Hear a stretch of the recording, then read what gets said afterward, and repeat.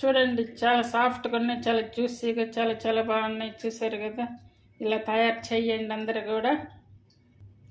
Hi, hello, అందరికీ నమస్తే అండి. అందరు ఎలా ఉన్నారు? మీరు అందరూ బాగుండాలని మనస్ఫూర్తిగా కోరుకుంటున్నాను. అలాగే ఈ రోజు వచ్చేసి మనకి స్వీట్ కావాలి అనిపించినప్పుడు ఇలా దోసపిండితోటి ఇలా 10 నిమిషాల్లో ఇలా స్వీట్ తయారు చేసేసేయండి, చాలా బాగుంటాయి. మిగిలిన సిరప్ కూడా ఇందులో పోసుకోవాలి. ఇది ఎలా తయారు చేయాలో ఈ వీడియోలో చూపిస్తాను. ముందుగా మనం దోసపిండి వేసుకుంటాము కదా, ఆ దోసపిండి తీసుకొని ఇలా అంటే దోసపిండి వేసుకున్నాక ఒక 1-2 గంటల వల్ల పక్కన పెట్టేసుకుంటే పిండి పొంగుతుంది కదా, ఆ పిండి తీసుకొని మనము సపరేట్గా ఒక బౌల్లోకి తీసుకోవాలి.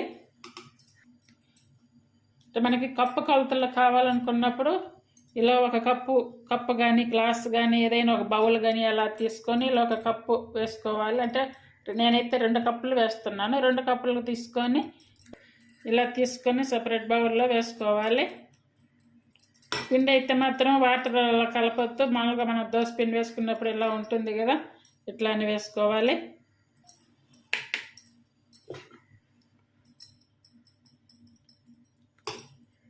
చూడండి,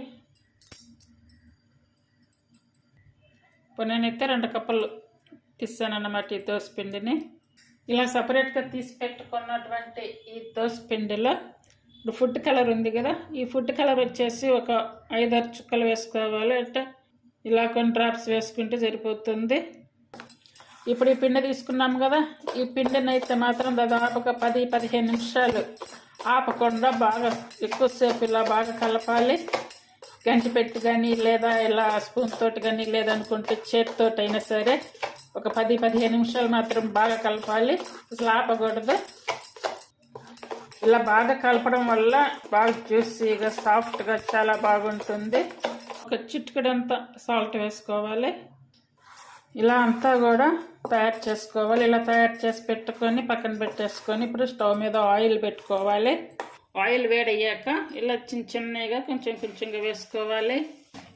అన్నీ కూడా ఇలా వచ్చాక తీసి పక్కన పెట్టుకోవాలి. అన్నీ కూడా ఇలా చేసుకున్నాము కదా, ఇలా చేసుకున్నాక వీటిని పక్కన పెట్టేసుకొని ఇప్పుడు బౌల్ తీసుకోవాలి. ఇప్పుడు బౌల్ తీసుకొని 1 కప్పు వరకు షుగర్ తీసుకోవాలి. చూడండి, 1/2 కప్పు వరకు వాటర్ తీసుకోవాలి. ఇప్పుడు ఇది స్టవ్ మీద పెట్టుకోవాలి. మిడిల్ ఫ్లేమ్ మీద సిమ్ మీదకి మార్చుకుంటూ ఇది తీగ పాకం వచ్చే వరకు రావాలి. అంటే తీగ పాకం కంటే కొంచెం ఎక్కువగానే రావాలి. అంటే ముదురు పాకం రాకుండా మిడిల్గా వచ్చేలా చేసుకోవాలి. చూడండి, పాకం అయితే ఇలా జిగట వచ్చేసింది. వాటర్లో వేసుకొని ఇలా పాకం చెక్ చేసుకోవాలి. ఇలా చూస్తారు కదా, ముదురు పాకం రాకుండా అలానే మరీ తీగ పాకం రాకుండా ఇలా మధ్యస్థంగా రావాలి. చూడండి, ఇప్పుడైతే స్టవ్ ఆపేసుకోవాలి. కొంచెం ఇలాచీ పౌడర్ కూడా వేసుకోవాలి. వీడియో ఆఫ్ అయ్యింది. ఫుడ్ కలర్ కొంచెం ఉంది అడుగున, అది కూడా అయితే నేను ఇందులో వేసేస్తున్నాను. ఇలా పాకం పట్టుకున్నాం కదా, ఇలా పాకం పట్టుకున్నప్పుడు ముందుగా తయారు చేసి పెట్టుకున్నాం కదా ఇవన్నీ కూడా ఈ పాకంలో వేసుకోవాలి. ఇలా వేసుకొని ఇందులోనే కొంచెంసేపు ఉంచుకోవాలి. 10-15 నిమిషాలు అయినా సరే ఇందులో ఇలానే ఉంచేయాలి.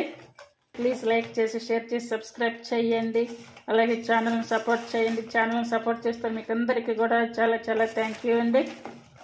పాకం పెట్టి ఒక 10 నిమిషాలు అలానే పక్కన పెట్టాము కదా, పాకంలో వేసి చూడండి బాగా సాఫ్ట్గా ఉన్నాయి. ఇలా మనకి స్వీట్ కావాలి అనుకున్నప్పుడు ఇలా దోసపిండితోటి ఇలా తయారు చేయండి, చాలా చాలా బాగా వస్తాయి. చాలా ఫాస్ట్గా కూడా అయిపోతాయి. పిల్లల దగ్గర నుండి పెద్దవాళ్ళ వరకు అందరూ కూడా తినవచ్చు. చూడండి, చాలా సాఫ్ట్గా ఉన్నాయి, చాలా జ్యూసీగా, చాలా చాలా బాగున్నాయి. చూసారు కదా, ఇలా తయారు చేయండి అందరూ కూడా. అందరూ తప్పనిసరిగా ట్రై చేయండి. Thank you for watching.